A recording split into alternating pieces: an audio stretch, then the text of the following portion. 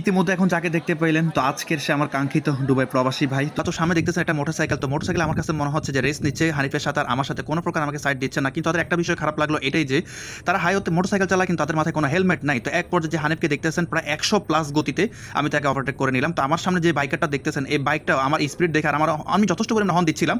তো এক পর্যায়ে আমার সাথে টিকতে না পেরে আমাকে সাইড দিয়ে দিল। আসসালামু আলাইকুম, সবাই কেমন আছেন? আশা করি সবাই ভালো আছেন। আলহামদুলিল্লাহ, নতুন আরেকটি ভিডিও নিয়ে হাজির হলাম আমি আমজাদ আপনাদের মাঝে। আশা করি ভিডিওটার সাথে থাকবেন, সম্পূর্ণ দেখবেন। তো ইতিমধ্যে দেখতে পাচ্ছেন আমি আছি ঢাকা এয়ারপোর্টে। তো আমার এক দুবাই প্রবাসী ভাই আসছে, তো উনি অলরেডি নেমে গেছে। তো ওনার জন্য অনেকক্ষণ ওয়েট করছি। ওয়েট করার পর এখন যেহেতু এয়ারপোর্টে সাধারণত গ্যাদারিং হওয়াটাই স্বাভাবিক বিষয়, তো উনি আমাকে ফোন দেওয়ার পর বলতেছে ভাই আমি অলরেডি নেমে গেছি, 1 নম্বর টার্মিনালে আছি। তো এসে আমার কাঙ্ক্ষিত সেই দুবাই প্রবাসী ভাই।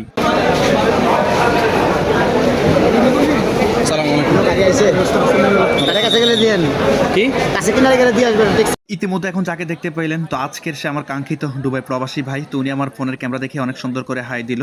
তো আপনারা হয়তো একটু লক্ষ্য করে দেখছেন যে ভিতরে কি পরিমাণ অন্ধকার, কিন্তু লাইট থাকা সত্ত্বেও কেন যে লাইট দিচ্ছে না এটা একমাত্র আল্লাহ পাকে ভালো জানে, যার কারণে আমার ভিডিওটি একটু ক্লিয়ারভাবে উঠতেছে না। তো দেখলাম 2 নম্বর টার্মিনালে লাইট সবকিছু আছে দিনের আলোর মতো, কিন্তু 1 নম্বর টার্মিনালে কি পরিমাণ অন্ধকার হয়তো আপনারা ইতিমধ্যে দেখেছেন।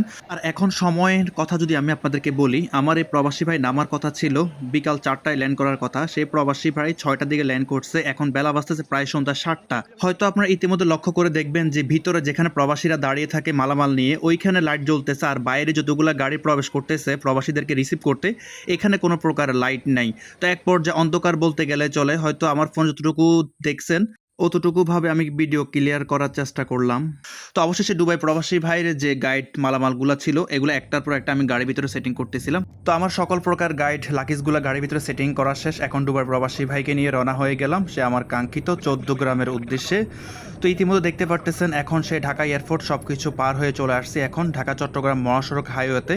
তো এখানে আসার পর রাস্তা যথেষ্ট পরিমাণ ফ্রি, আর আমাদের নোয়াখালী যে গাড়িগুলো দেখেন কি পরিমাণ টান রে ভাই। আর কোনো বাসের সম্বন্ধে হয়তো আপনাদের যথেষ্ট পরিমাণ অভিজ্ঞতা আছে, মানে এরা রাস্তার মধ্যে এত পরিমাণ স্পিডে চলে কিন্তু কন্ট্রোল অনুযায়ী চলে, কিন্তু তাদের সাথে কখনো পাত্তা পাওয়া যায় না। তো অবশেষে অনেক কষ্ট করে তাকে ওভারটেক করে সামনে চলে আসলাম। আর এত পরিমাণ গাড়ি ঘোড়া, তো সামনে দেখতেছেন একটা মোটরসাইকেল। তো মোটরসাইকেল আমার কাছে মনে হচ্ছে যে রেস নিচ্ছে হানিফের সাথে, আর আমার সাথে কোনো প্রকার আমাকে সাইড দিচ্ছে না। কিন্তু তাদের একটা বিষয় খারাপ লাগলো এটাই যে তারা হাইওয়েতে মোটরসাইকেল চালায় কিন্তু তাদের মাথায় কোনো হেলমেট নাই। তো এক পর্যায়ে যে হানিফকে দেখতেছেন প্রায় 100+ গতিতে আমি তাকে ওভারটেক করে নিলাম। তো আমার সামনে যে বাইকারটা দেখতেছেন এই বাইকটাও আমার স্পিড দেখে আর আমি যথেষ্ট পরিমাণে হর্ন দিচ্ছিলাম। তো এক পর্যায়ে আমার সাথে টিকতে না পেরে আমাকে সাইড দিয়ে দিল। তো কি আর করা, আসলে মানে কি বলবো যে যা ভাষায় প্রকাশ করা যাবে না, যে এত পরিমাণ পাগলামি আর এত পরিমাণ গাড়ি ঘোড়া সামনে যত আসতেছি তত গাড়ি ঘোড়া, মানে ট্রাক যেমন তেমন তার চাইতে বেশি প্রাইভেট কার হাইস বিভিন্ন রকমের গাড়ি ঘোড়া। তো কোনো প্রকার আমি কোনো গাড়িকে সাইড দিচ্ছিলাম না। তো এক পর্যায়ে আমার যাত্রী দুবাই প্রবাসী ভাই উনি তো আমার গাড়ির ড্রাইভ দেখে পুরোই অবাক হয়ে গেল। বললাম যে ভাই অবাক হওয়ার কিছু নেই, আপনি শুধু সামনের দিকে তাকিয়ে থাকেন। আর এদিকে দেখেন একটা মোটরসাইকেল পিছনে একজন মহিলা নিয়ে, মানে উনি একটা পালসার গাড়ি নিয়ে, বিশ্বাস করবেন না একবার বামে একবার ডানে, মানে আমি ওনার গাড়ি চালানোর কোনো তাল পাইতেছি না।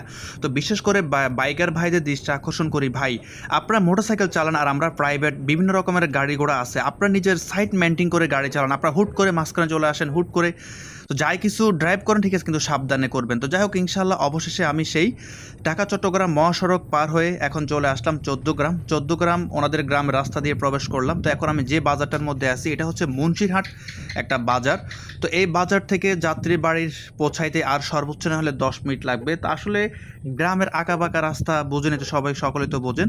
তো অবশেষে আমার যাত্রী ভাইয়ের সে কাঙ্ক্ষিত বাড়ির যে রাস্তা, তো এই রাস্তায় আসতে একটু অবাক হয়ে গেলাম। আমাদের রাস্তা একটু খারাপ, কিন্তু খারাপ হলে কি আর করব, প্রবাসী ভাইকে তো তার বাড়িতে পৌঁছে দিতে হবে। আমি আমার সাধ্য অনুযায়ী যথেষ্ট পরিমাণ চেষ্টা করি যে একটা প্রবাসী ভাই কোনো প্রকার হয়রান যাতে শিকার না হয়। তো আলহামদুলিল্লাহ অবশেষে আল্লাহ পাকের কাছে লাখো কোটি শুকরিয়া, সেই দুবাই প্রবাসী ভাইকে নিয়ে ঢাকা এয়ারপোর্ট থেকে তার গন্তব্যে চলে আসছি।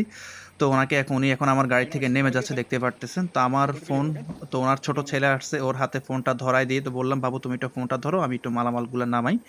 তো যাই হোক ইতিমধ্যে আপনাদেরকে একটা কথা বলি, আপনারা যারা আমার সাথে যোগাযোগ করতে চান অবশ্যই ইনবক্সের মাধ্যমে যোগাযোগ করতে পারেন। আলহামদুলিল্লাহ অবশেষে আমার সেই কাঙ্ক্ষিত দুবাই প্রবাসী ভাইকে ওনার গ্রামের বাড়িতে নামাই দিলাম। এটা হচ্ছে 14 গ্রাম মুন্সিরহাট বাজার। তো ভাই আপনি তো আসলেন, কোনো প্রকার রাস্তাঘাটে কোনো প্রবলেম ফেস করছেন কিনা আমার প্রবাসীর উদ্দেশ্যে কিছু বলেন। আসসালামু আলাইকুম। আমি একজন দুবাই প্রবাসী।